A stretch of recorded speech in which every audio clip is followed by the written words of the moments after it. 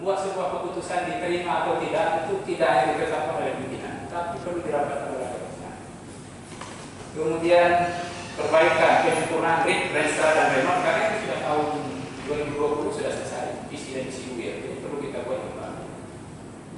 Kemudian pemantauan terpadu di lingkungan Fakultas Teknik bisa menggunakan CCTV, bisa juga kita menggunakan satpam yang ada kita maksimalkan. Kemudian melakukan pertemuan-pertemuan rutin sesama dosen, sesama mahasiswa juga kita undang untuk meningkatkan ruang Islamnya. Kemudian untuk mahasiswa meningkatkan pelatihan di bidang keislaman dan interpretasi. Karena yang menjadi tuntutan saat ini, mahasiswa tidak hanya membekal secara teknikal, tapi punya jiwa keislaman yang tinggi, kemudian punya jiwa interpretasi. Program tahun kedua, apa yang akan saya lakukan? Membangun sistem pelayanan secara digital yang terintegrasi antara prodi, ya, tata usaha atau kegiatan secara digital serta terintegrasi. Kemudian anggaran ini harus kita serap secara maksimal. Ya. Saya dengar kita belum begitu maksimal menyerapnya, jadi ini perlu perjuangan untuk menyerap anggaran itu menjadi lebih maksimal. Pemetaan potensi SDM, ya, itu tadi saya sampaikan. Kita harus petakan ada berapa S3, ada berapa lektor. Ini harus kita petakan sehingga nanti kita akan membantu terhadap kegiatan-kegiatan pendidikan seperti SKS-nya bagaimana. Ini perlu mappingnya terlebih dahulu. Tidak bisa tiba-tiba, tidak bisa kita perlu mapping yang ada, termasuk tenaga pendidikan. Kemudian melakukan perlombaan supaya terjalin komunikasi silaturahmi dengan lintas prodi dengan melibatkan mahasiswa kita. Bisa juga tenaga pendidikan, bisa juga dengan dosen sendiri. Kemudian melakukan kerjasama dengan asosiasi profesi, ya, serta universitas dalam negeri. Kita tidak bisa menafikan dalam negeri bagi kita perlu kerjasama. Dengan BNSP kita akan melakukan kerjasama untuk melatih asesor sehingga kita bisa mendirikan BNSP sendiri, dan itu adalah tujuan kita untuk menghasilkan nantinya mahasiswa yang berkompeten karena mereka bisa tersertifikat di sini. Saya asesornya kita sendiri, tapi perlu pelatihan dari pihak BNSP. Kemudian di program saya selanjutnya melakukan kerjasama untuk mendapatkan software. Ada kelas bahasa Inggris pada prodi tertentu, kerjasama dengan luar negeri, meningkatkan penelitian, ya, kemudian kerjasama dengan luar negeri dan BUMN. 1 menit lagi. Kemudian program saya terakhir, setelah itu semua kita lakukan, setelah semua itu kita jalani, kita baru melompat ke luar negeri, ya, meningkatkan reklamasi dosen dalam dan luar negeri, mendorong dosen yang S3 dan profesor itu bisa menjadi promotor atau guest lecturer, dan mendorong agar kita memiliki 2 orang profesor baru, membuka program internship bagi mahasiswa asing kita. Kemudian UPM kita jadikan sebagai sebuah rujukan untuk menilai performa dari dosen. Ini untuk kepangkatan dan lainnya. Ya. Kemudian kita akan membuka program studi baru baik S1 atau S2 sesuai dengan kebutuhan pasar. Jadi ini saya letakkan di tahun terakhir karena setelah fondasi-fondasi ini kita bangun. Terima kasih. Demikian yang bisa saya sampaikan. Mohon dukungan semuanya agar program ini bisa saya capai dan kita ini menjadi besar karena kita ada kebersamaan.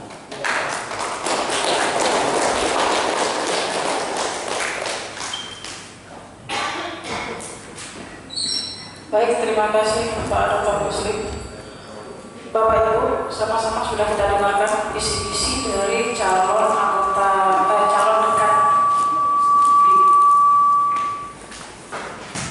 Sama-sama sudah kita dengarkan visi-misi dari calon dekan fakultas ini untuk periode 2020-2024. Selanjutnya Bapak Ibu juga bisa membaca kembali dari print out yang sudah Bapak Ibu dengar. Baiklah, kita masuk ke tahap berikutnya adalah sesi tanya jawab yang akan kita lakukan tepat pada pukul 10.45. Waktunya adalah 20 menit. Silakan kepada Bapak Ibu anggota Senat untuk bertanya kepada calon dekan baik Bu Kurnia maupun Pak Muslim. Baiklah, kami buka sesi pertanyaan jawab ini. Silakan.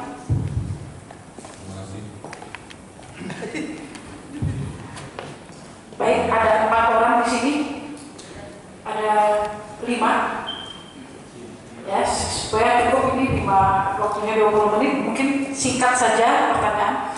Pada kesempatan pertama silakan Prof. Sugeng. Baik, Assalamualaikum warahmatullahi wabarakatuh. Saya bertanya langsung pada dua supaya bisa jawab kerja. Pertama, masukan untuk meningkatkan kerjasama dua-duanya kalau terpilih hendaknya pengajian kita di Majelis Keluarga bisa berdiskusi menampung apa-apa yang bisa menjadi masukan. Itu satu. Kemudian ini mulai kita pertanyaan bagi dua aja masalah internal dan dari eksternal. Yang pertama masalah internal kita. Tadi sudah disampaikan dua-duanya program atau strategi kerja. Kalau visi-misi kita mimpi, mudah-mudahan mimpi kita semua bisa tercapai. Dan yang lebih fokus saya ingin menanyakan yang strategi kerja. Masalah internal pertama, kita punya presiden muda, kita punya mahasiswa cukup banyak, MTS, MTN dan lain-lain. Nah ini sejauh mana potensi mereka bermanfaatkan kaitannya dengan strateginya, karena kita menjumpai dosen-dosen baru yang sebentar muda ini kurang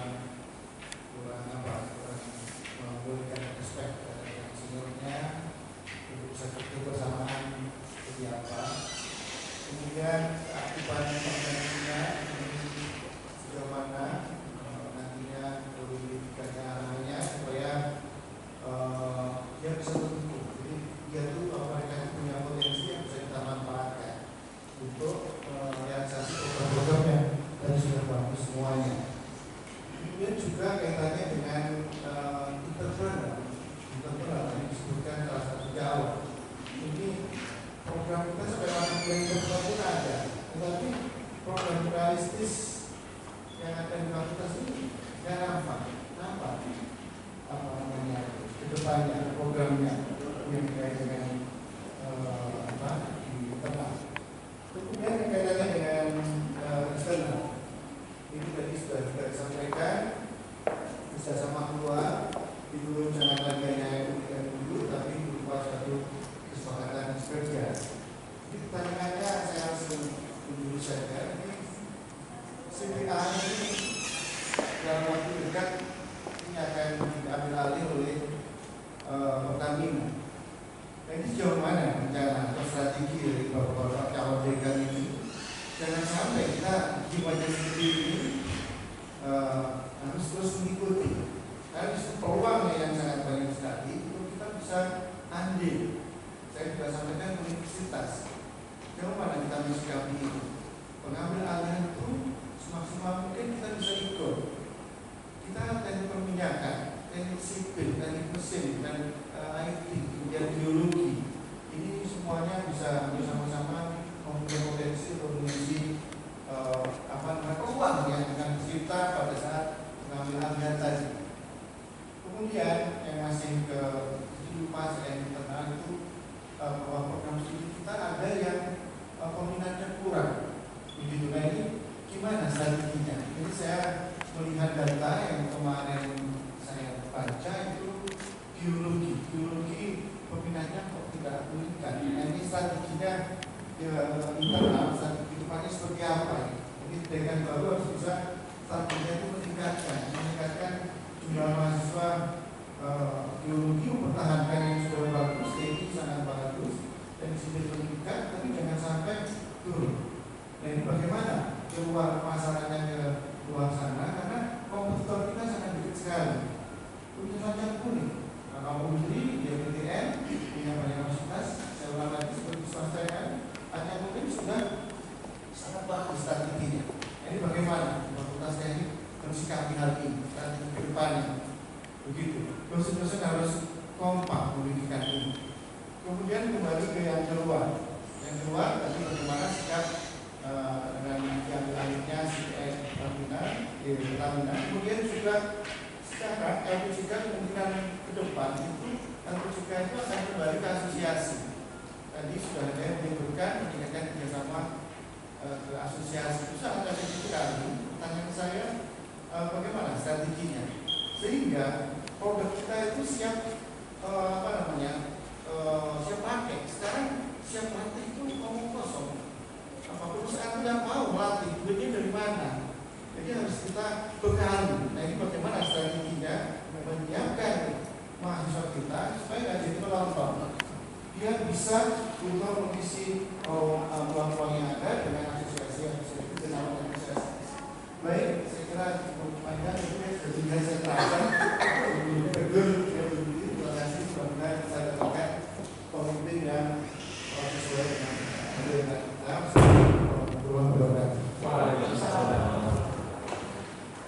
Nah, Bapak Ibu, kita kumpulkan 3 pertanyaan dulu dari masing-masing.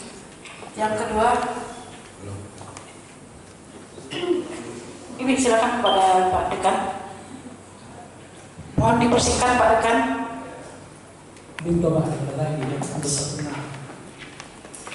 Bismillahirrahmanirrahim. Assalamualaikum warahmatullahi wabarakatuh. Waalaikumsalam.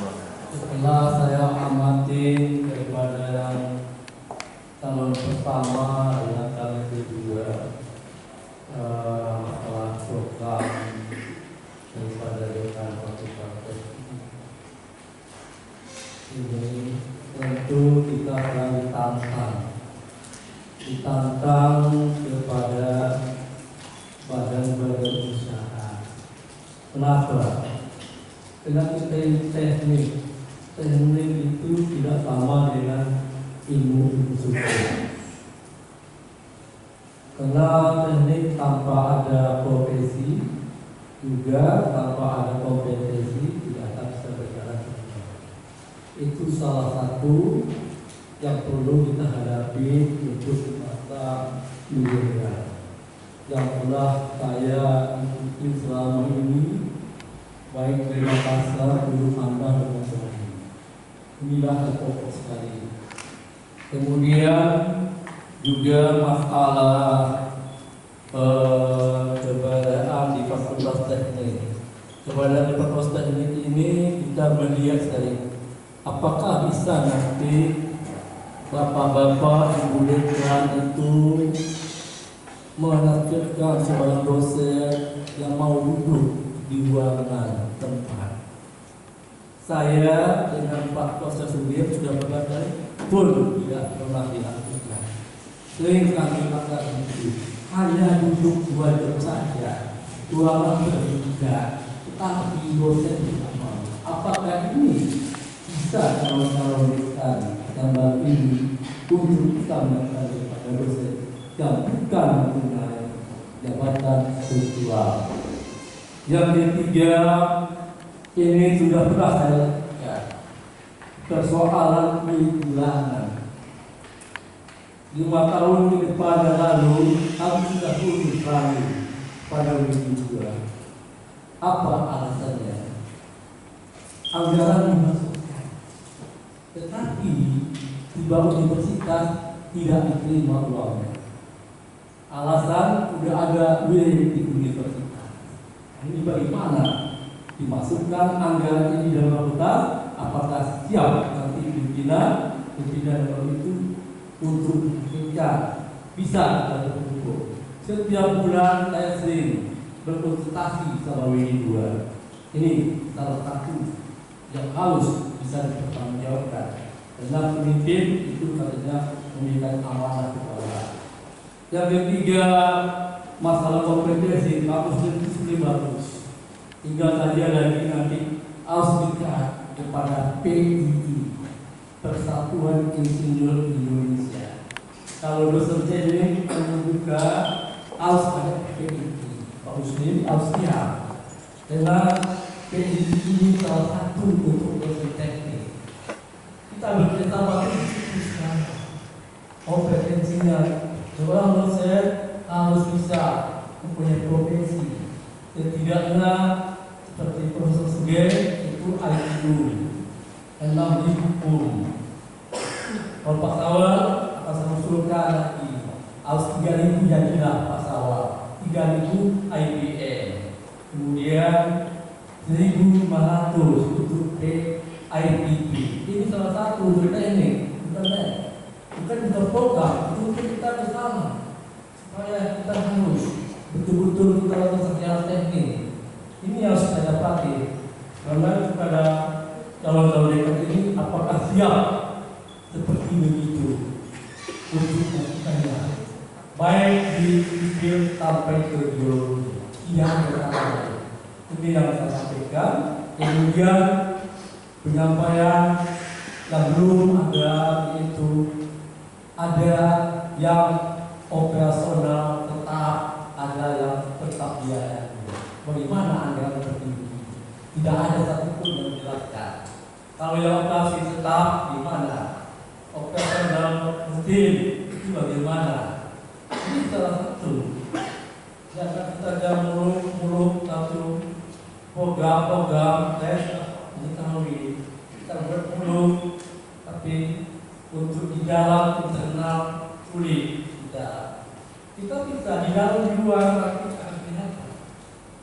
Inilah yang kami oleh pimpinan-pimpinan yang lain. Walaupun di 5 miliar tidak akan bisa kita dapat. Pak Lurus, kalau dipersingkat, Proyek labor kemarin 2,5 M, ternyata apa yang dihasilkan 1,5 M.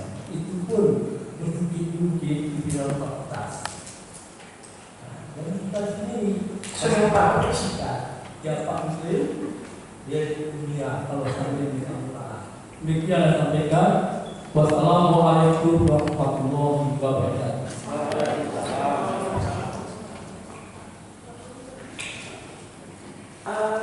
Satu lagi kesempatan mungkin yang saya karena Ini dari kami.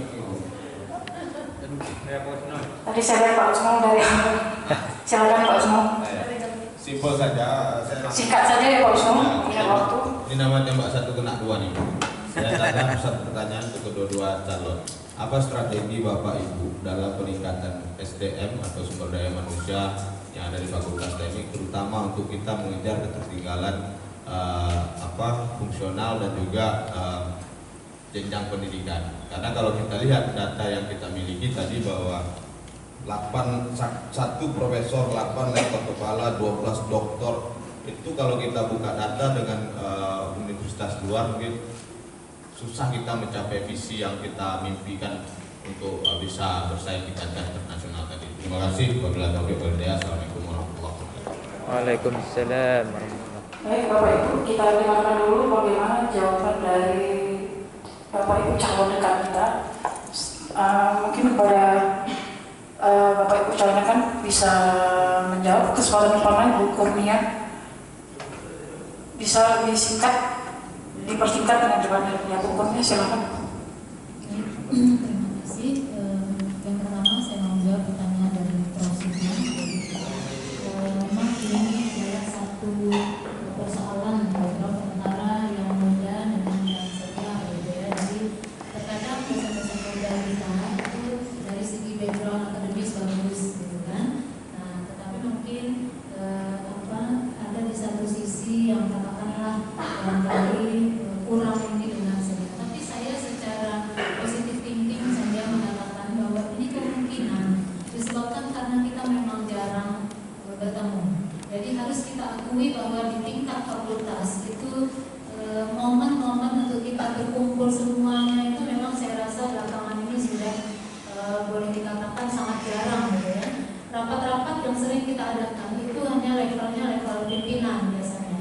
Padahal kita duduk bersama itu menurut saya memang pengaruhnya cukup besar karena akan menimbulkan saling pengertian. Jadi ini mungkin pengalaman saja. Kemarin kami lebih kurang 1 bulan lebih ya di karantina dalam tanda kutip, 2 prodi mengerjakan akreditasi mesin dan teknik perminyakan. Itu selama duduk 1 bulan itu karena setiap hari dari pagi sampai sore itu sambil mengerjakan ada perbincangan-perbincangan yang akhirnya kemudian kita saling memahami bahwa 2 prodi ini sebetulnya banyak yang bisa dibuat kerjasama. Jadi misalnya penelitian, gitu kan. Kemudian juga misalnya tadi Pak Muslim mengatakan itu ada hibah soft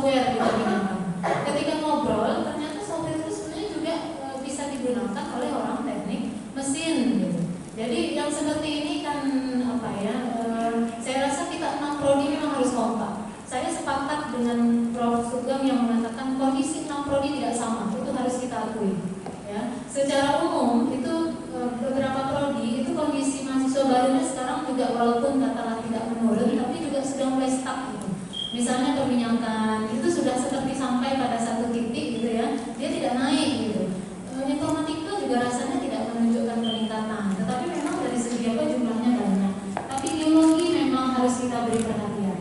Nah, sekaligus tadi menjawab pertanyaan itu, khusus untuk geologi itu memang ketika keadaan sudah seperti ini, itu pimpinan memang masih turun untuk menyelesaikan juga persoalan ini gitu ya. Apa yang menyebabkan itu? Dulu kita menganggap kemungkinan kenapa tidak ada mahasiswa karena akreditasinya C. Tapi sesudah setahun lamanya akreditasi naik B, ternyata itu tidak berefek kepada jumlah mahasiswa. Jadi saya rasa kita harus mencari sebetulnya apa faktor. Saya ada mendengar di luar sana cerita selentingan yang mengatakan begini. Ada cerita yang beredar bahwa geologi itu ternyata katanya karena mungkin kegiatan banyak di luar ya. Jadi itu banyak penggunaan dana yang itu di luar dari apa, dan itu katanya berpengaruh. Jadi ada orang tua yang katakanlah komplain gitu ya, begitu anaknya masuk, disangkanya semua sudah masuk dalam SPP dan SKS. Ternyata ada kegiatan-kegiatan pendataan lapangan dan sebagainya, dan itu ternyata ada dana tambahan. Saya memahami, karena memang itu jumlahnya besar. Saya sudah sejak awal dari BD1 itu duduk bersama kaprodinya, itu tidak bisa dihindari, gitu kan. Nah, tetapi mungkin perlu ada upaya dari fakultas. Bagaimana caranya mungkin kita naik ke atas sehingga itu tidak ditarik di luar dari SPP. Sejak awal barangkali kita hitung, masukkan dia dalam komponen SPP sehingga itu kemudian tidak menjadi seperti yang katakanlah orang sudah masuk gitu ya, tadinya berpikir biaya yang akan dikeluarkan sekian, begitu masuk ternyata jauh lebih besar dari itu. Itu ada cerita yang saya dengar dulu, tapi kita harus melakukan evaluasi lagi, betulkah itu pangkal dari masalahnya, atau mungkin sebetulnya memang banyak juga orang yang tidak tahu apa sebetulnya bidang geologi itu. Nah, mungkin promosi saya rasa masih harus dilakukan karena anak muda, anak SMK banyak melalui media sosial gitu ya. Kemarin kegiatan prodi juga mengundang Olimpiade gitu kan. Nah, itu kami bersama Pak Dewa naik ke KWR3 untuk meminta tambahan dana, karena itu saya mengatakan tidak murni kegiatan kemahasiswaan, tetapi ini adalah bagian dari promosi ke depan. Dan saya tahu sikap dari pimpinan UIR adalah mereka tidak anti dengan subsidi silang. Jadi memang disitulah nanti pimpinan harus duduk bersama dengan non-prodi lain sehingga tidak ada yang merasa diakhirkan gitu ya, tetapi juga tidak ada yang merasa dirugikan. Selanjutnya tadi ada masalah entrepreneur. Entrepreneur ini sebetulnya di bawah KWR3 itu setahu saya ada banyak dana di sana untuk program entrepreneur. Jadi ke depan memang entrepreneur ini kita turunkan sampai ke fakultas. Jadi artinya ada koordinator tentang itu gitu ya di WD3. Jadi supaya juga nanti dia tidak menjadi insidentil. Jadi artinya ada pembinaan. Kan itu yang tadi diharapkan oleh Prof. Sugeng ya. Jadi dia hanya, memang saya sendiri mengatakan aneh visi kita menyatakan menghasilkan alumni yang berjiwa entrepreneur, sementara mata kuliah entrepreneur hanya 2 SKS saja gitu. Itu pun kalau akreditasi bisa jadi pertanyaan gitu. Bagaimana mencetak entrepreneur dengan hanya 2 SKS? Tapi sebetulnya kita bisa siasati dari program kemahasiswaan. Kemudian beberapa itu saya lihat contoh itu mungkin kita bisa bekerja sama langsung dengan dosen yang memegang mata kuliahnya. Seperti ya saya contoh yang paling dekat mungkin yang paling saya tahu ya. Di prodi mesin itu sebenarnya banyak entrepreneur yang mungkin bisa dibuat oleh mahasiswa. Misalnya seperti servis AC sambil mereka belajar bagaimana caranya gitu ya, panggil entrepreneur. Dan itu menurut saya ke depan kalau dikelola dengan baik dia menjadi aset fakultas gitu.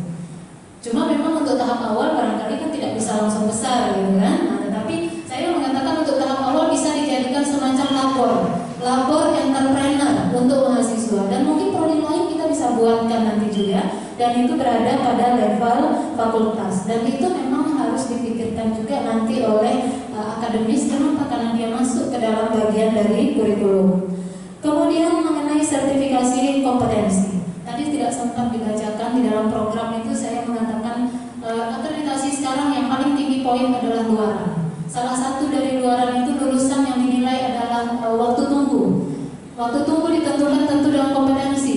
Kalau misalnya tidak cocok antara yang dia punya dengan kebutuhan di luar, pasti akan berpengaruh tertentu. Jadi sertifikat kompetensi menjadi satu keharusan. Persoalan kita sekarang adalah umumnya sertifikat kompetensi itu harganya mahal dan itu tidak terjangkau oleh mahasiswa.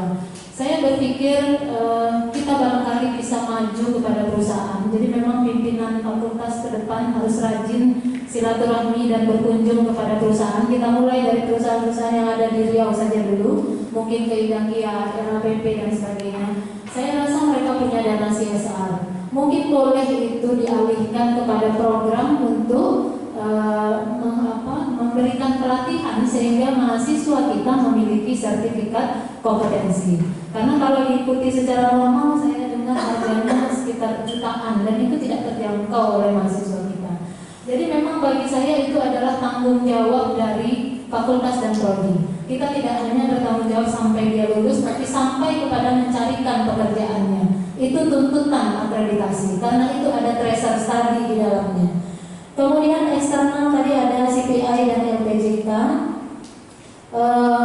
Saya setuju bahwa kita memang harus berperan apalagi sebagai universitas fakultas teknik tertua di Provinsi Riau. Dari segi tenaga saya rasa kita tidak kekurangan. Cuma ini barangkali lebih kepada nanti mungkin diusahakan komunikasi gitu dengan pihak-pihak yang berkepentingan sehingga tenaga-tenaga kita, alumni-alumni kita bisa dilibatkan di sana.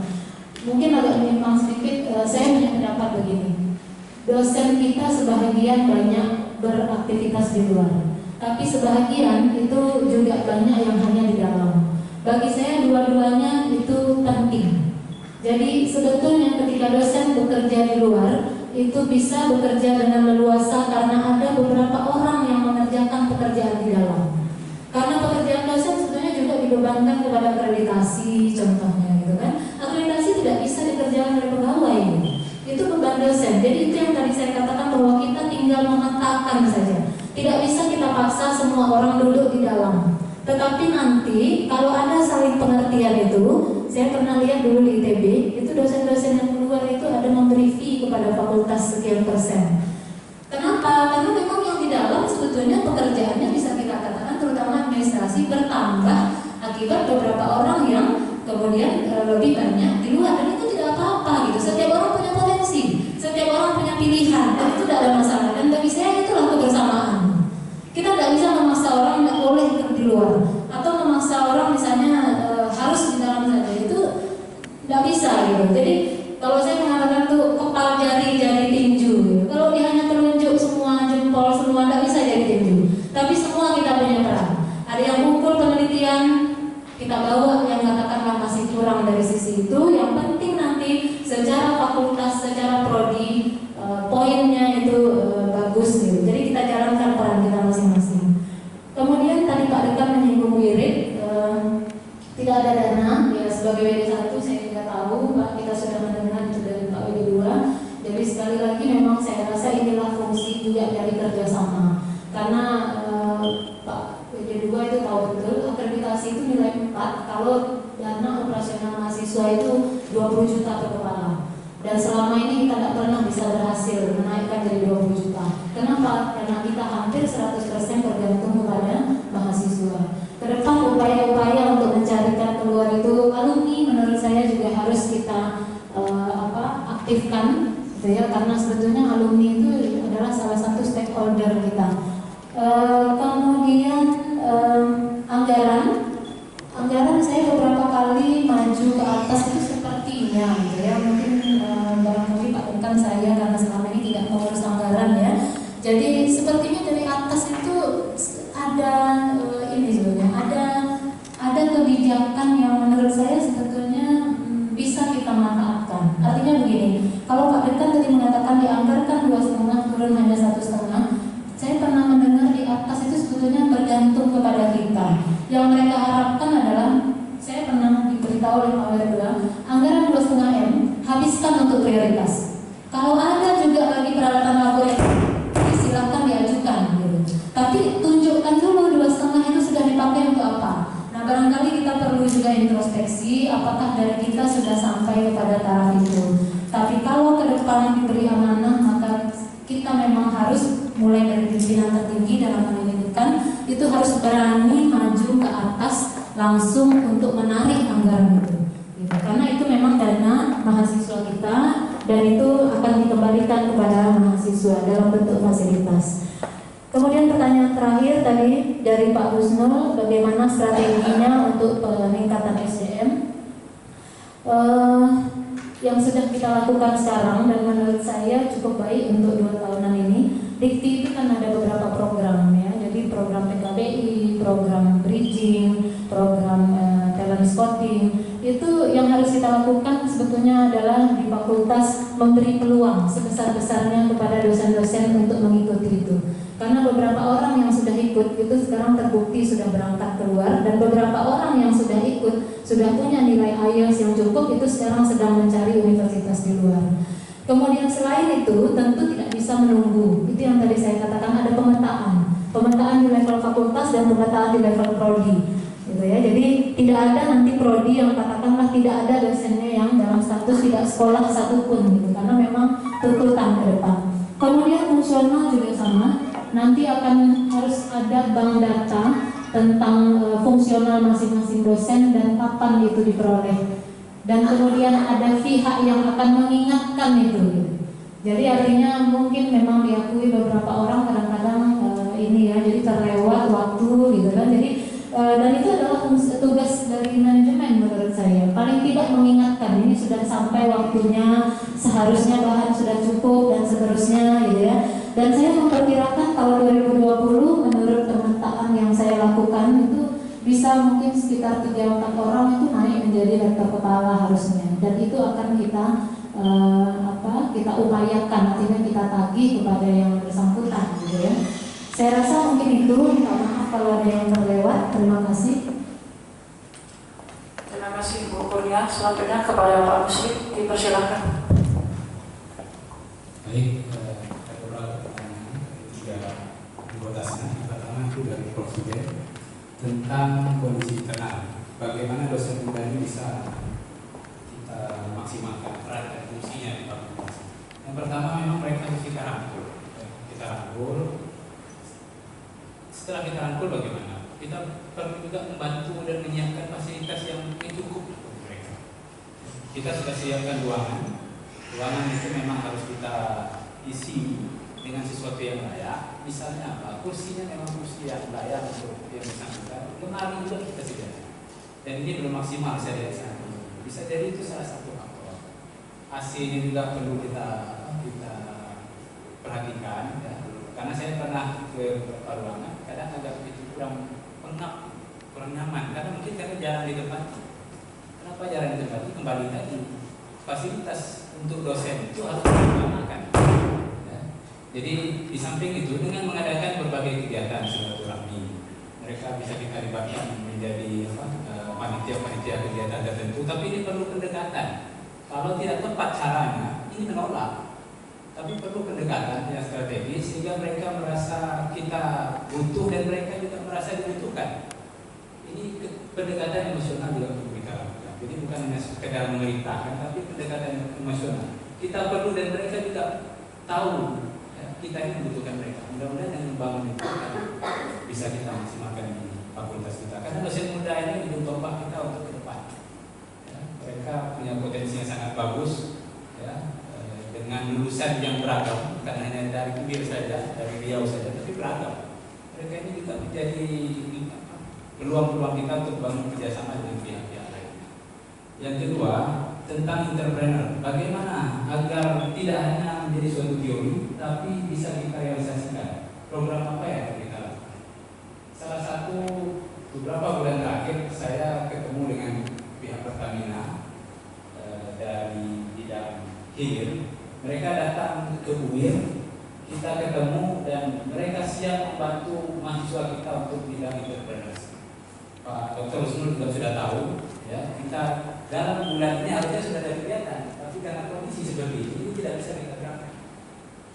Peran industri dari luar juga sangat penting, karena kita punya keterbatasan. Walaupun UIR menyediakan dana, tapi dana ini kan terbatas kalau kita bagi di seluruh fakultas dan seluruh prodi. Jadi kita perlu mencari dari eksternal, ya, dari eksternal dengan cara itu tadi kita membangun komunikasi dengan pihak eksternal, insya Allah mereka punya tanggung jawab, bukan hanya untuk perusahaan, tapi mereka punya tanggung jawab CSR, dan itu juga ada alokasi untuk universitas. Tapi butuh pimpinan yang bisa menjangkau sampai ke sana. Perlu pimpinan yang bisa melakukan lobby ke perusahaan-perusahaan tersebut. Dan nantinya diadakan pelatihan di sini, kemudian mereka akan membina sampai waktu tertentu mereka monitor. Jadi komitmen kami dengan Pertamina itu sudah sampai ke arah sana, bukan hanya membantu untuk intervensi. Mereka latih, mereka dampingi, dan mereka akan lihat outputnya sampai waktu tertentu. Kemudian program studi yang peminatnya kurang, ini juga jadi pemikiran saya, karena tidak mungkin nantinya kita biarkan. Ya. Kita harus bersama-sama mendukung. Caranya bagaimana? Salah satunya memang harus dengan lebih giat meningkatkan promosi. Dosen-dosen kita harus kita dorong membuat kegiatan-kegiatan yang itu juga punya nilai promosinya. Saya alhamdulillah di Prodi Perniagaan membuat kegiatan dan langsung kita promosikan lewat media sosial, dan saya yakin kawan-kawan juga lakukan hal yang sama. Dan itu perlu kita tingkatkan. Kemudian nantinya perlu menjelaskan ke siswa-siswa, Riau ini sebenarnya tidak bisa kita pungkiri. Bidang geologi, bidang PWK hanya 2 yang ada di sini. Ya. Yang lain-lain itu juga kita ada saingan, tapi kan sudah tidak terlalu parah. Tapi yang perlu kita perhatikan salah satunya geologi dan PWK ini nggak ada di tempat lain. Di Riau hanya di UIR. Dengan adanya itu kita perlu meyakinkan bahwa bidang geologi ini penting untuk sumber daya alam. Mungkin adik-adik susah membedakan geologi sama biologinya anak SMA yang mereka ada pemikiran yang enggak, sehingga mereka bingung geologi atau biologi. Jadi perlu intens kita lakukan. PWK juga sangat penting karena penataan kota, ya, salah satunya untuk industri juga dibutuhkan dalam bidang PWK. Sehingga ini perlu lebih intens kita lakukan, mengenalkan, menyampaikan lewat berbagai cara, media sosial, dosen yang juga langsung melakukan kegiatan. Itu memang sudah dilakukan, tapi perlu kita tingkatkan. Ibaratnya kita itu walaupun sudah maksimal ini, kalau kita pakai motor gas, motor gigi 1, gigi 2, kalau perlu berhenti gigi 5. Karena kita ini perlu target yang tepat, perlu kegiatan, perlu niat yang supaya ini bisa kita maksimalkan. Saya yakin dengan kompetensi kawan-kawan di program studi ini kita dorong saja, itulah tugas pimpinan. Tugas pimpinan mendorong kawan-kawan, ya, mulai dari Pak Prodi sampai ke dosen-dosennya. Ini harus sama-sama kita bantu dan sama-sama kita dukung. Juga lewat pendanaan, karena kegiatan perlu pendanaan. Kemudian yang eksternal, Chevron ini bisa menjadi tantangan bagi kita, bisa menjadi peluang bagi kita. Tantangannya apa? Nanti masuk orang dari universitas lain ke sini. Kita jadi penonton. Peluangnya apa? Ini dekat dengan rumah kita, daerah kita. Kita punya nilai plus. Apa nilai plusnya? Orang tempatan yang tinggal di Riau.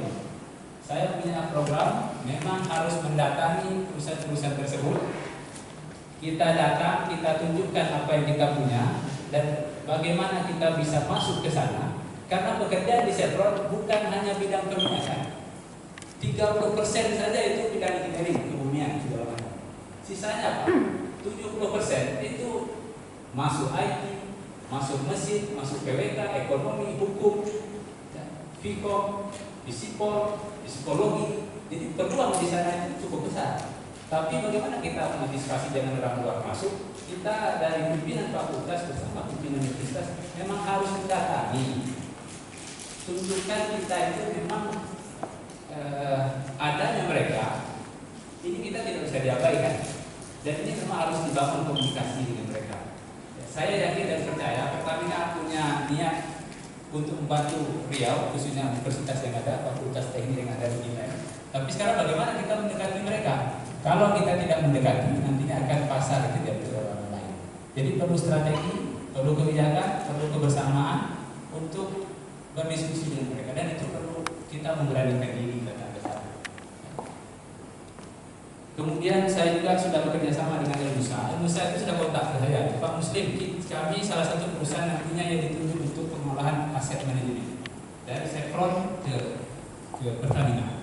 Mereka sudah kontak ke saya dan saya sudah bayangkan peluang ini menjadi peluang besar bagi kita.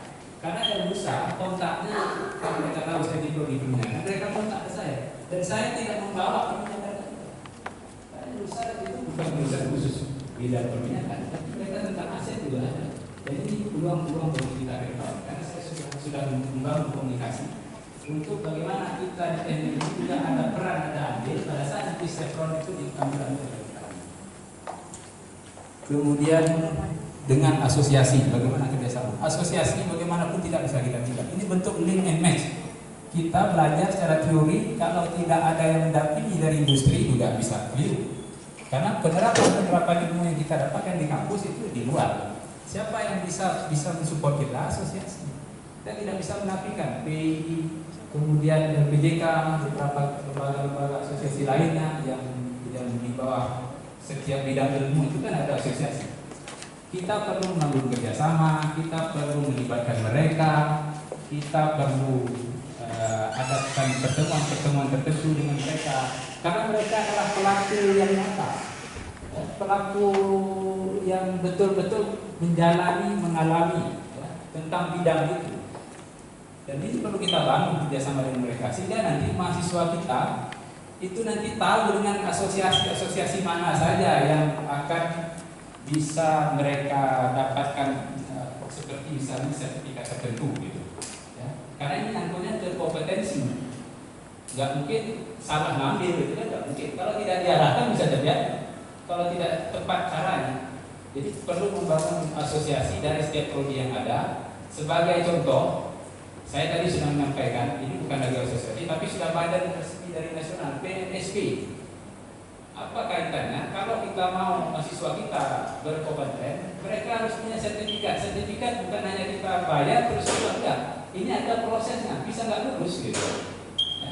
Jadi strateginya bagaimana? Bekerja sama dengan lembaga tersebut. Asesornya dari kita sendiri yang kita training sesuai dengan bidang kita masing-masing. LSP-nya ada di UIR. Kita nanti bisa mensupport mahasiswa kita. Bayarnya semua akan bisa kita turunkan. Kalau kita harus ke Jawa, itu luar biasa. Bayarnya 3.750 sertifikat. Tiket ke Jawa bolak-balik, tempat tinggal, konsumsi segala macam bisa 3 kali lipat. Ya, jadi lewat bekerjasama dengan asosiasi, karena asosiasi itu juga mau menerima kita. Tergantung bagaimana kita masuk ke mereka. Ya, karena kita sibukkan dengan kegiatan di internal sehingga kita akan satu waktu kita lupa dengan asosiasi-asosiasi di luar negeri atau dalam negeri sendiri. Kemudian pertanyaan kedua dari Pak Ketua Senat tadi, kerjasama dengan asosiasi profesi sudah saya jawab. Mudah-mudahan kita tidak hanya melibatkan PI karena ini asosiasi lain juga ada, gitu ya.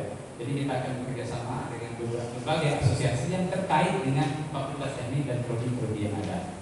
Nanti PWK punya sendiri kan, mesin punya sendiri mungkin, gitu ya. Jadi perlu kita dengan berbagai asosiasi, ya. Walaupun PII itu sudah punya aturan dari pemerintah, ya, dan kita itu sebenarnya memang diwajibkan nantinya pada kondisi tertentu, apalagi untuk pembangunan, ya, perencanaan itu bisa dituntut kalau kita melakukan kesalahan-kesalahan, ya.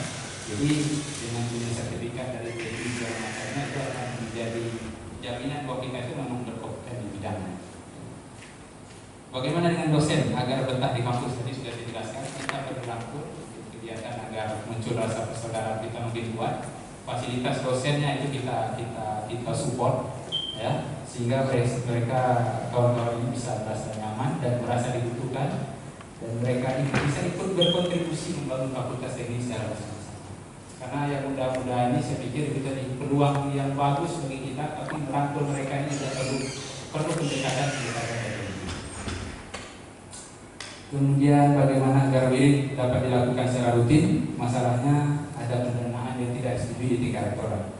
Saya yakin dan percaya WIR filosofinya tentang keislaman itu kuat, gitu. Gak mungkin rasanya mereka gak mau membantu kita kalau kita bikin kegiatan keagamaan, karena di mahasiswa saja ada posnya. Pos untuk mahasiswa ada. Tapi bagaimana kita meyakinkan pimpinan di tingkat rektorat? Saya yakin dan percaya dengan berbagai penjelasan dengan berbagai justifikasi yang kita berikan, manfaat kegiatan, ya. Karena kalau terlalu bisa dilakukan di tingkat UIR itu berapa ratus orang, hampir 500-700 mungkin. Tapi kalau kita juga melakukan di tingkat fakultas saja kalau kita kumpulkan itu hampir 100. Jadi event besar di tingkat universitas juga perlu, tapi di tingkat fakultas juga perlu kita lakukan. Dan saya yakin percaya anggaran itu masih bisa kita minta agar turun. Manfaatnya yang penting kita jelaskan, ya. Karena UIR Islamnya itu jelas, karena sudah jelas anggaran juga harusnya jelas untuk Islam, baik untuk mahasiswa maupun untuk aktivitas sosial. Yang terakhir pertanyaan dari Dr. Husnul, strategi SDM apa yang dilakukan ya, untuk mengejar ketertinggalan Jakung dan pendidikan istiqlal. Alhamdulillah SDM kita dengan tahun demi tahun itu terjadi peningkatan, ya, dengan berbagai upaya yang bersangkutan, dukungan fakultas, dukungan universitas, ya, sehingga kawan-kawan ini juga pada semangat. Apalagi ada biaya beasiswa dalam dan luar negeri. Tapi ada satu faktor juga yang perlu kita pertimbangkan untuk lulus dalam mendapatkan beasiswa itu perlu bahasa Inggris yang cukup. Dan ini kadang secara tidak langsung kita kadang ada kelemahan di situ. Apa strategi yang perlu kita lakukan? Memang dosen ini harus kita fasilitasi untuk ikut kursus bahasa Inggris. Untuk kita fasilitasi ikut kursus bahasa Inggris, tentunya kalau ini tanggung jawab universitas dan kawan-kawan bisa sekolah S3 juga turun ke tingkat universitas. Universitas harus membantu dari sisi pendanaan, tapi kita punya juga batasannya, ya. Dan saya akan melobi ketiga fakultas universitas. Jika memang kawan-kawan ada keterbatasan bahasa Inggris, tentu akan kita fasilitasi untuk dikursuskan di sini atau di luar, tapi dengan dana support dari universitas. Nah, besarannya berapa itu nanti tentu perlu dipertimbangkan. Kemudian pemetaan ini juga perlu. Kawan-kawan yang mau S3 juga harus kita lihat dari sisi bekerja di sini juga berapa lama, itu perlu kita pertimbangkan. Ya, kemudian tempat mengambil S3-nya itu di mana? Kita kan tak ingin nggak kawan-kawan kuliah di satu tempat yang sama dalam jumlah yang lebih mungkin dari 3 gitu ya. Supaya ada pengayaan, ada networking yang luas, ada di Australia mungkin nantinya, ada di Asia sendiri, ada Eropa, dalam negeri, supaya jangan menumpuk. Karena ini terjadi di fakultas lain saya dengar. Di satu universitas itu bisa lebih dari 5 orang dalam waktu hampir bersamaan. Ini kalau kita tidak antisipasi, lulusnya dari universitas yang sama, bidangnya juga hampir sama. Apa yang masalahnya nanti? Waktu pembagian mata kuliah itu akan terlambat. Pusing kepala kita, ini kok sama semua bagaimana? Kalau kita paksakan bisa saja. Tapi ini menyangkut kompetensi mahasiswa yang akan kita didik nantinya. Jadi mapping itu perlu. Mengambil bidang yang sama itu perlu sekali menjadi perhatian. Jangan sampai berangkat dua-dua bidangnya sama, terus nanti pulang adalah satu lagi berangkat bidangnya sama. Ya, jadi ini perlu kebijakan di pimpinan. Ya, untuk S3 perlu pengendalian dari pimpinan. Tentu harus berdiskusi dan bekerja sama dengan prodi, karena prodi yang lebih tahu apa kebutuhan mereka. Tapi jangan prodi langsung yang memutuskan. Perlu kebijakan dari pimpinan yang kita sepakati bahwa inilah kesepakatan pimpinan di fakultas dengan prodi, supaya nanti jangan sampai prodi jalan sendiri, pimpinan nggak tahu, tiba-tiba udah sekolah gitu, dan bidangnya tidak ada kesepakatan secara prodi dan dengan pihak fakultas. Dan itu jadi kan prodi pimpinan harus bersama-sama menetapkan itu, sehingga kejadian-kejadian mungkin selama ini kalau sudah terjadi itu bisa kita minimalkan. Kemudian terkait dengan jabatan fungsional. Jabatan fungsional kadang memang satu yang dilema bagi kita. Sudah berapa doktor di fakultas teknik, tapi belum sampai ke sana. Ini kita tidak menyalahkan yang bersangkutan juga, karena kadang dibebani mata kuliah, kemudian jabatan, gitu ya. Sehingga kadang kita terlena. Dr. Husnul sudah menunjukkan tidak perlu waktu yang lama, bisa mencapai dari rektor ke rektor kepala, tidak sampai 5 tahun ya, tidak sampai ya. Saya tidak, alhamdulillah, dari rektor ke rektor kepala tidak sampai 5 tahun. Komitmen yang bersangkutan dan dan dorongan dari yang pimpinan-pimpinan serta kawan-kawan yang sudah melewati itu semua. Ada Pak Suden, ada Pak Dr. Naspuri sebagai dosen pembina di fakultas. Bersama-sama ini kita masalahnya apa sekarang misalnya begitu. Kalau ini tidak kita perhatikan, saya yakin dan percaya 10 tahun pun nanti belum tentu kita bisa mencapai semua doktor itu bisa menjadi doktor kembali. Tapi kalau kita lakukan dengan bersama-sama, membantu bersama-sama, insyaallah, ya, masalah rektor kepala, profesor itu akan bisa kita lakukan. Sesuai dengan setiap dosen punya cita-cita menjadi jenderal. Begitu juga setiap dosen, setiap tentara punya cita-cita menjadi jenderal. Dosen pasti punya cita-cita menjadi profesor. Tapi cita-cita perlu hubungan banyak pihak ya, karena tidak kendala itu. Saya pikir itu saja untuk sesi pertama. Terima kasih. Assalamualaikum warahmatullahi wabarakatuh.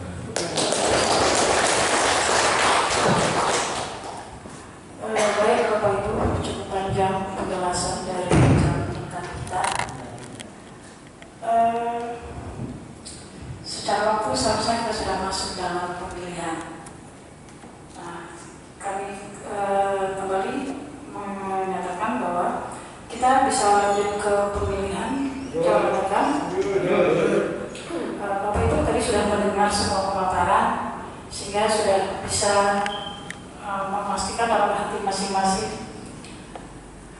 Bukan tidak mau kami mengajukan pertanyaan kembali, tapi mengingat waktu. Waktu kita sudah lewat dari seharusnya ini sudah selesai seharusnya. Tapi tidak apa-apa, tadi juga sudah mendengarkan Bapak Ibu mohon bagi yang tidak bersepada pertanyaan pada hari ini. Setidaknya dari pertanyaan yang diajukan dan jawaban yang diberikan, setidaknya bisa mewakili dari hati masing-masing Bapak Ibu. Baiklah, berikutnya adalah kita akan melakukan pemilihan dekan. Seperti yang sudah kita sepakati bersama tadi adalah surat suara sudah kami siapkan. Bapak Ibu nanti akan dipanggil satu persatu berdasarkan absen, mengambil surat suara dan dipersilakan untuk melingkar tadi atau menceklis nomor atau nama menggunakan pena merah. Jadi Bapak Ibu silakan melingkar atau menceklis nomor atau nama menggunakan bagian yang merah supaya lebih jelas nanti kelihatannya. Dan setelah itu Bapak Ibu akan memasukkannya ke kotak suara yang sudah kami siapkan. Baik Bapak Ibu, kita bisa lakukan pemilihan suara, pemungutan suara. Kehadiran Bapak Ibu kami harapkan tidak sepanjang pemungutan suara tidak keluar dari ruangan ini. Di sini kami lihat ada 2 orang yang keluar, Pak Abdul Kudus dengan Pak Edi.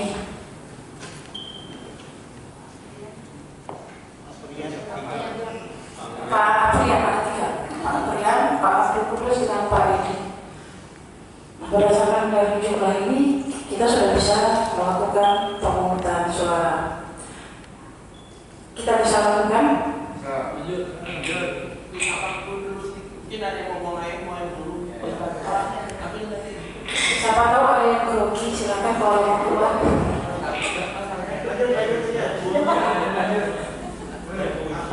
Masih ada yang mau keluar?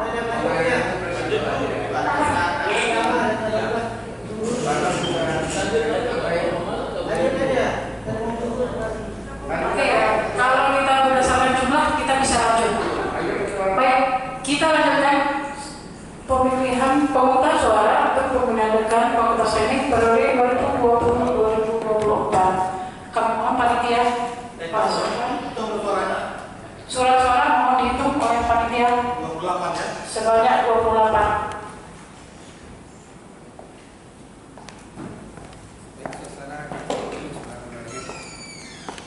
Satu,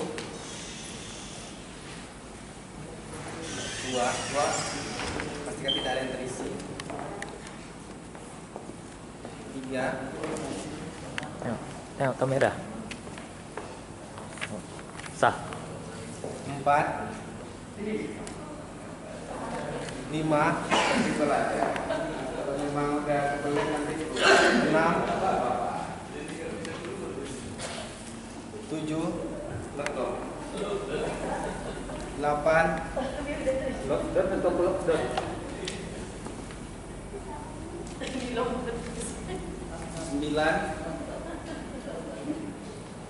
10. 11. 12. 13. 14. 15. 16. 17. 18. 19. 20. 21. 22. 23. 24. 25. 26. 27. 28.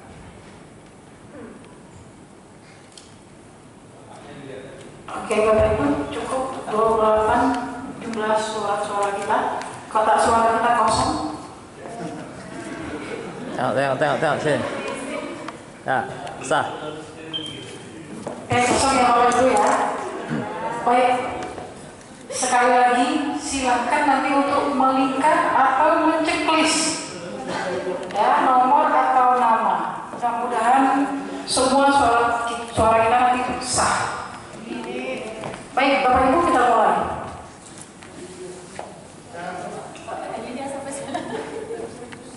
Kita maju berdasarkan absensi ya, biar adil. Yang pertama kami beri kesempatan kepada Bapak Profesor Dr. Insinyur Haji Sugeng Wiono.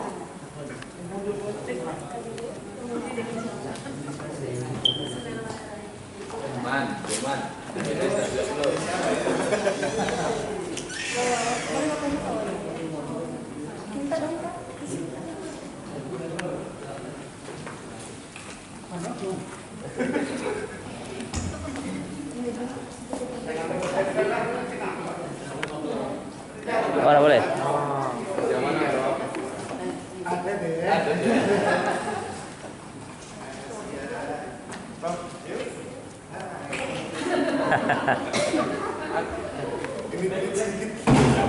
Terima kasih Prof. Sugeng. Yang kedua, Bapak Insinyur Haji Abdul Qudus Zaini MT. Dipersilakan. Kasihan sanitizer. Walaupun nggak tahu kita kasih sama siapa.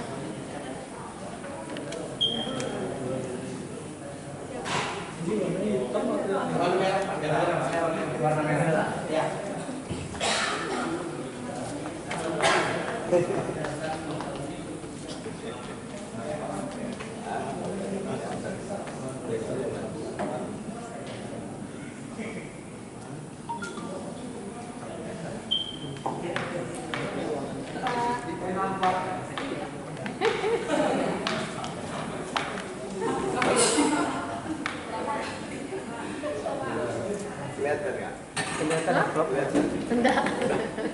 Terima kasih Pak Abdul Qudus. Selanjutnya Ibu Dr. Kurnia Astuti STMT. Nah, ini tahu saya ya.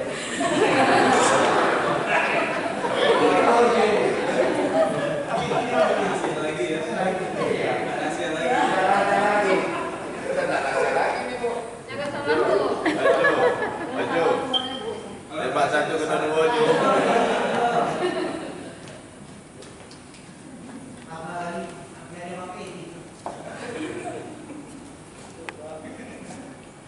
Terima kasih Bu Kurnia. Selanjutnya Bapak Insinyur Sawaldi MSc.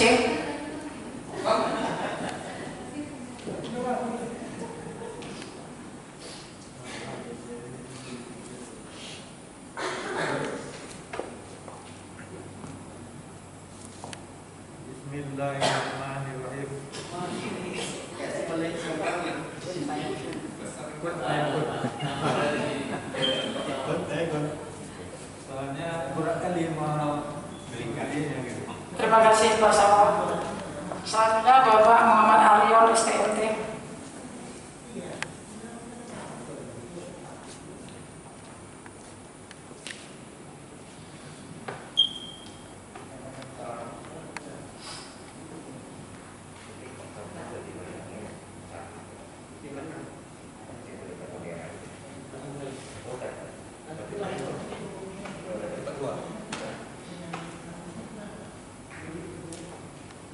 Angkat Pak Rion, angkat dari depan. Terima kasih Pak Rion. Selanjutnya Ibu Dr. Eliza STMT.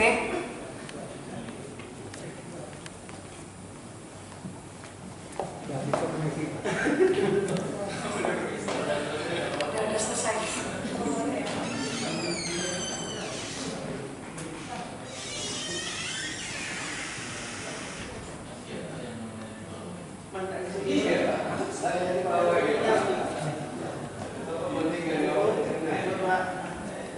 Terima kasih Ferry. Selanjutnya Bapak Firman Syarif STMM.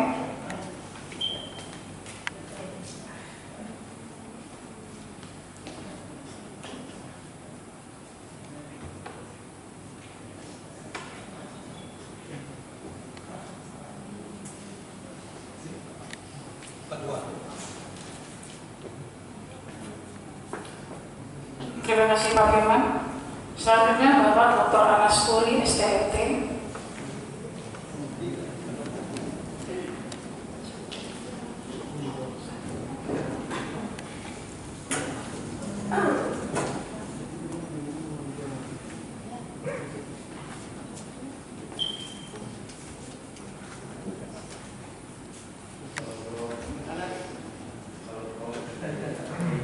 Terima kasih Pak Anas. Selanjutnya adalah saya sendiri.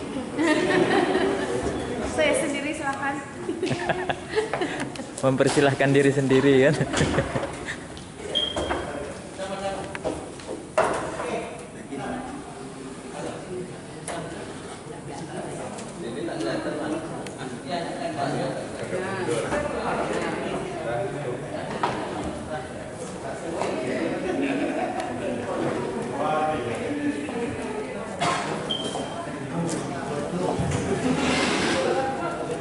Selanjutnya kepada Dr. Muslim.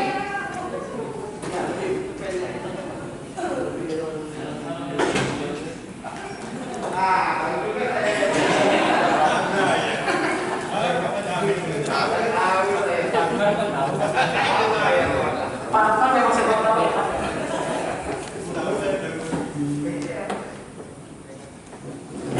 Serius Pak Markau? Iya Pak.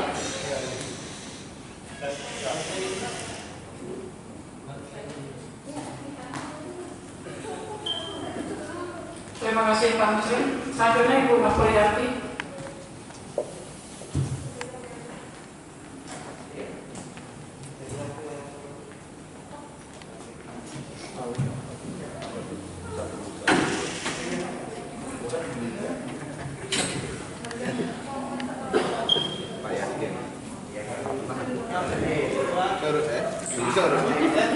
Terima kasih Ibu Nofri. Selanjutnya adalah Ibu Nofriyanti.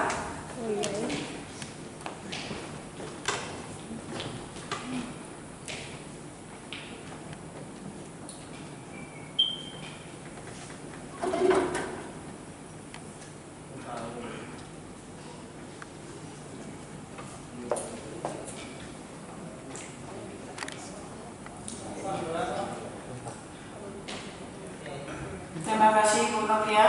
Selanjutnya Bapak Dodi Ranto STMT.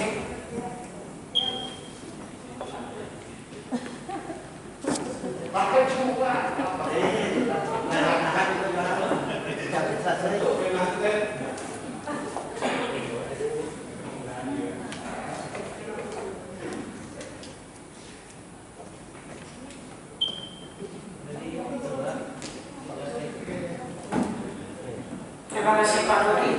Selanjutnya Bapak Dr. Didi Kami.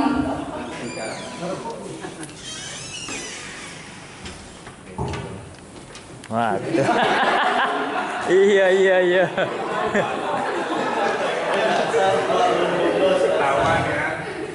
Pakai apa yang merah? Pak D di kami. Santai dulu, difoto dulu. Foto dulu bro. Santai. Terima kasih Pak Dedi. Selanjutnya adalah Bapak Sejati.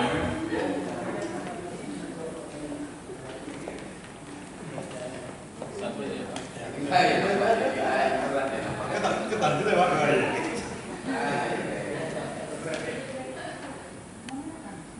Nomor 3.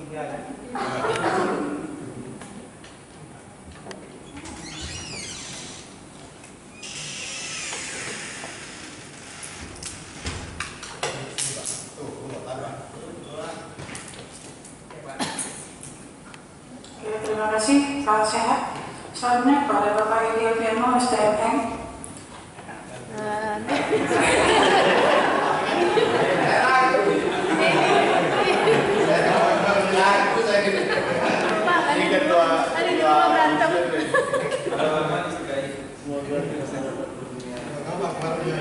Ini aku tambah bantu deh.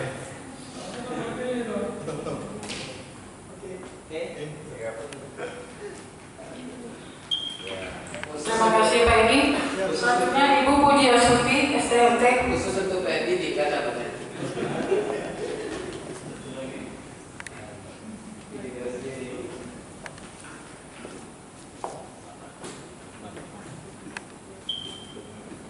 Kok pena hitam ya? Pena yang merah. Yang merah kok hitam. Jadi kalau hitam bakal ya. Terima kasih Ibu Puji. Selanjutnya Bapak Muhammad Syafwan.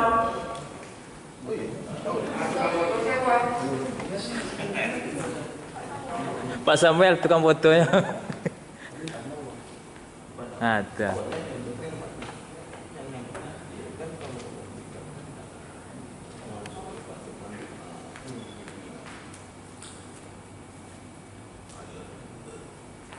Terima kasih Pak Syafwan. Selanjutnya Bapak Dr. Aprian Dinato.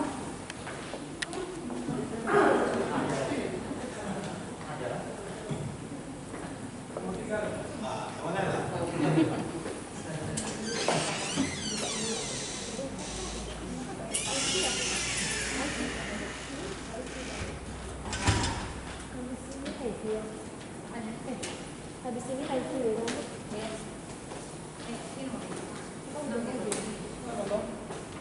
Dia pegang juga kebetulannya.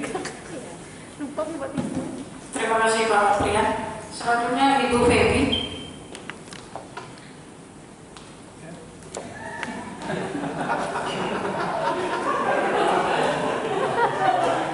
Masa sambil lewat obat itu. Pandai mencari kesempatan. Nggak boleh kampanye lagi dong.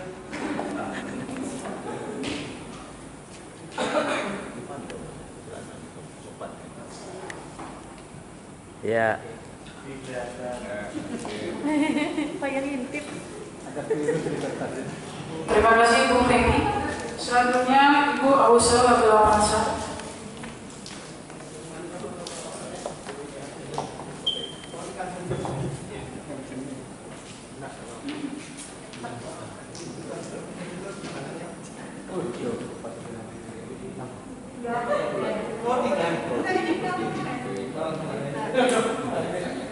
Terima kasih Ibu Ausel. Selanjutnya Ibu Ana Yulianti.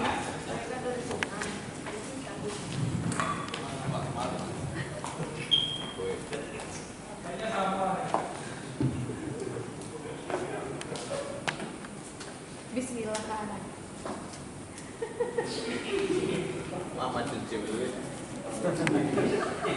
Terima kasih Bu Ana. Selanjutnya Bapak Akbar Effendi. Saya sudah yang main.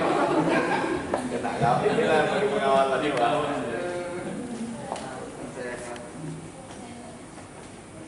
Tiga.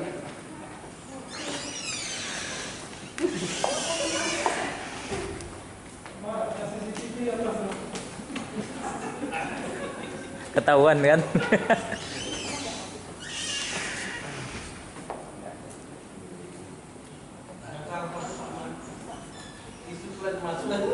Terima kasih Pak Akbar. Suryani.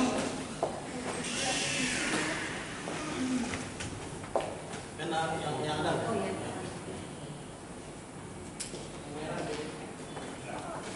Lucu. Aku kebanyakan tugas online. Enggak, yang ini anaknya tidur. Efek kebanyakan tugas online jadi dia tidur. Anak baik, Kak. Baik. Terima kasih Udes. Selanjutnya Bapak Dewanta.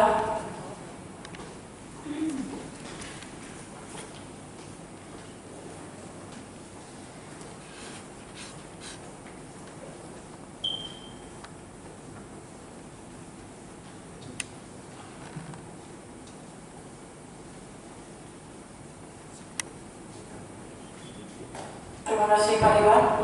Selanjutnya Bapak Adi Suryadi.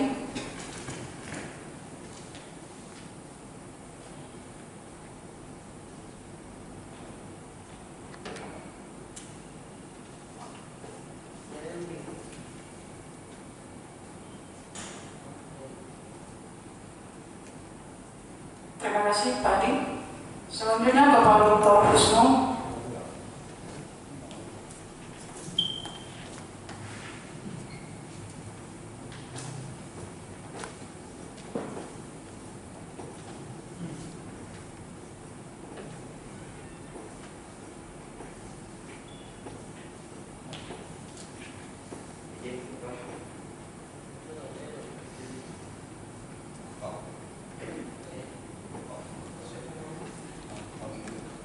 Terima kasih Pak Kusno. Selanjutnya Pak Budi Prayitno.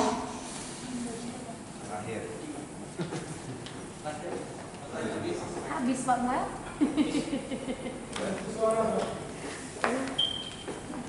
Bebas Pak Muel, habis. Laris jualan Pak Muel.